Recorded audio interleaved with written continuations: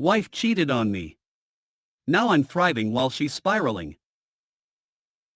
Today marks what would have been the 10-year wedding anniversary for me. 32 male and my ex 31 female. We met in middle school, began dating in high school, and got married shortly after college. We have 3 kids together. My ex, Anna, spent the early years of the marriage as a stay-at-home mom. As the years went on, she became increasingly bored with that, and eventually restarted her college education. With 1 semester to go, she decided the major she was pursuing no longer interested her, and she dropped out of college. Instead, she began working as a waitress in a local restaurant. Her best friend, Monica 38 female, also worked there. She enjoyed the work and seemed to be doing a good job with it. She was making friends for the first time in years, her depression was getting better, and it seemed to be a positive change in her life. I work full-time, and with the well-paying serving shifts taking place at night and on weekends, I took on additional responsibilities at home so she could work those shifts. I adjusted my work schedule to have more flexibility for taking the kids to from school or to be home with them on random days off. I took them to all their weekly sports practices and after-school activities. I took on the majority of the cleaning, shopping, and laundry.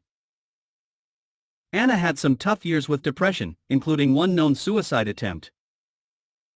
So I was happy to take on more familial responsibilities if it allowed her to pursue something that finally provided happiness. After a few months working at the restaurant, Anna became close friends with a few female co-workers. Around the same time, she also started telling me more about her work stories with Dan. Dan was a 24 male line cook at the restaurant. At first, they were normal work stories. Funny things that happened at work, how they reacted to rude customers, the latest drama from a workplace that employs a lot of young, drama-filled people.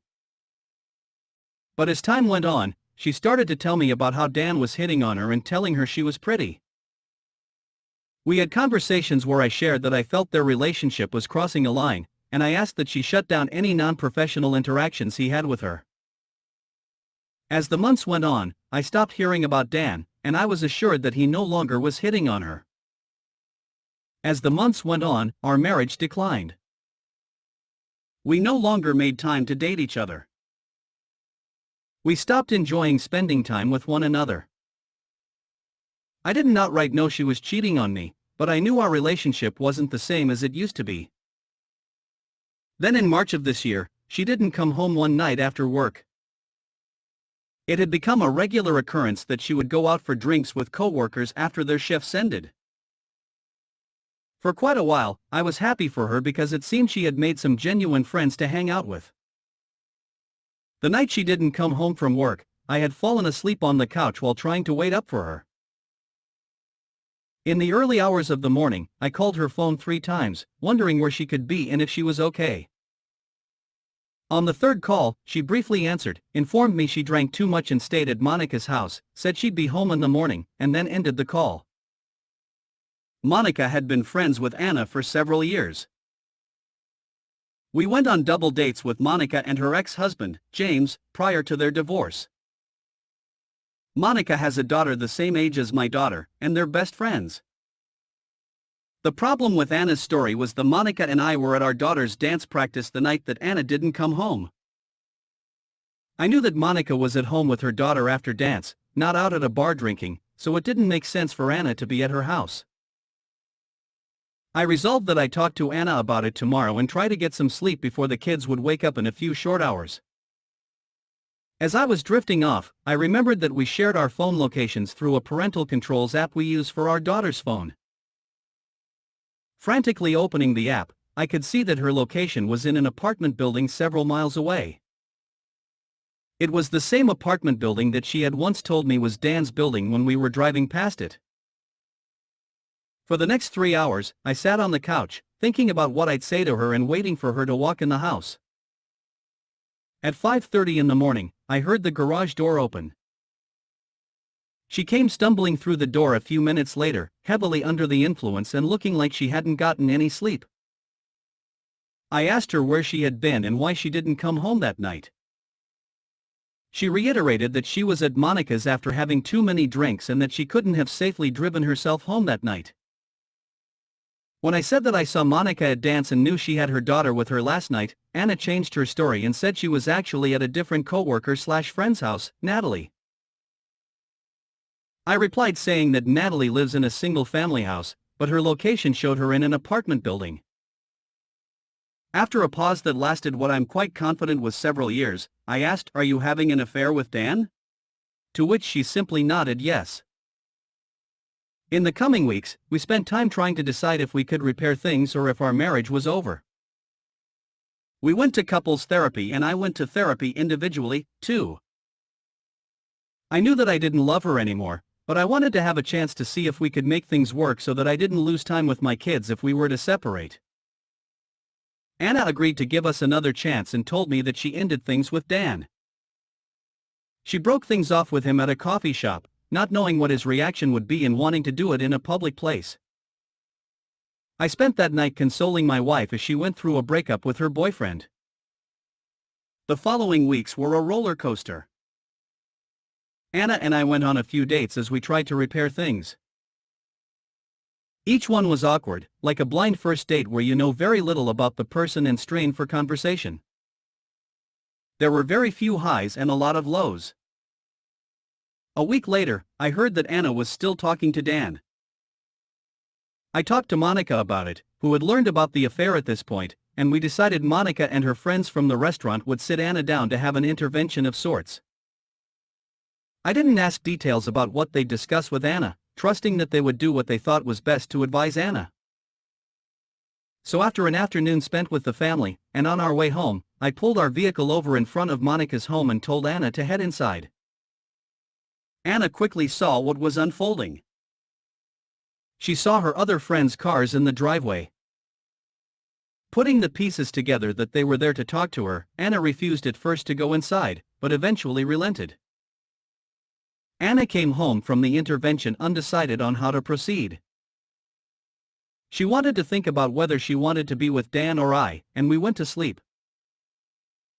Then after agreeing to continue therapy and trying to work on our relationship, while also agreeing to stop seeing Dan again, I got a text from an unknown number a week later saying that Anna was still seeing Dan. As I pressed for details, it became clear the mystery texter worked with them, and I knew in that moment that my marriage was over. I had had enough with the lying, cheating, and deception. Mystery texter eventually revealed their identity. As I talked to them, Monica, and other co-workers of Anna, I learned quite a few things about the affair. That it had been happening for more than 6 months. That they were talking about getting married and having kids.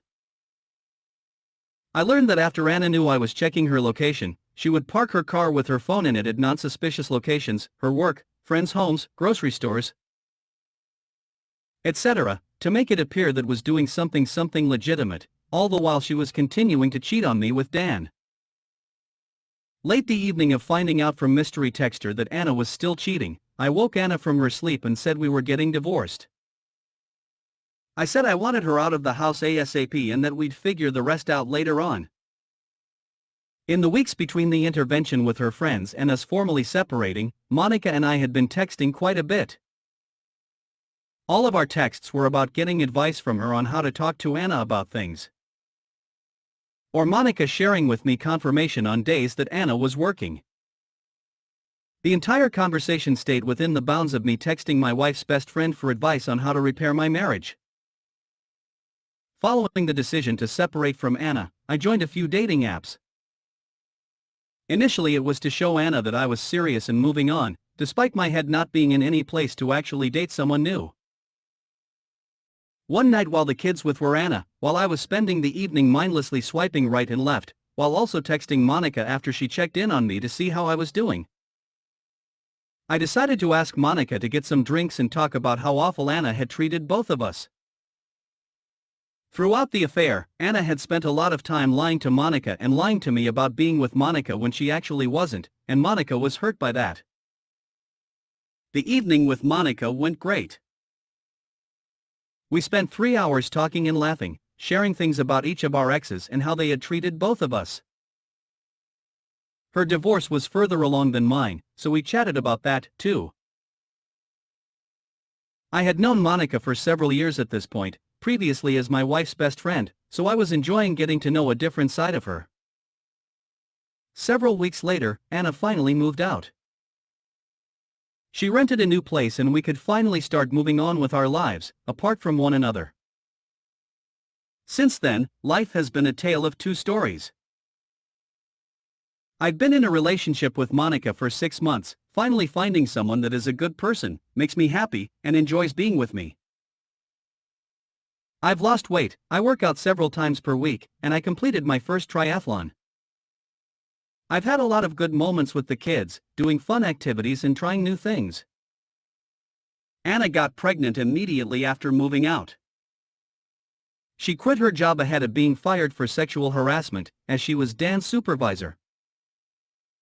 She bought a new car for Dan, and then lost the neat job she had just gotten. News got out that Dan uses cocaine and sells various drugs after he got fired from the restaurant for being high at work. She's lost most of her friends as they found out about the cheating and lying. I'm happy to have moved on and to no longer feel stuck being with someone that's a terrible person. I feel no sympathy for her as she continues to make poor decisions, but I am pained by her still being someone in my kids' lives. Overall, I'm significantly happier than I used to be.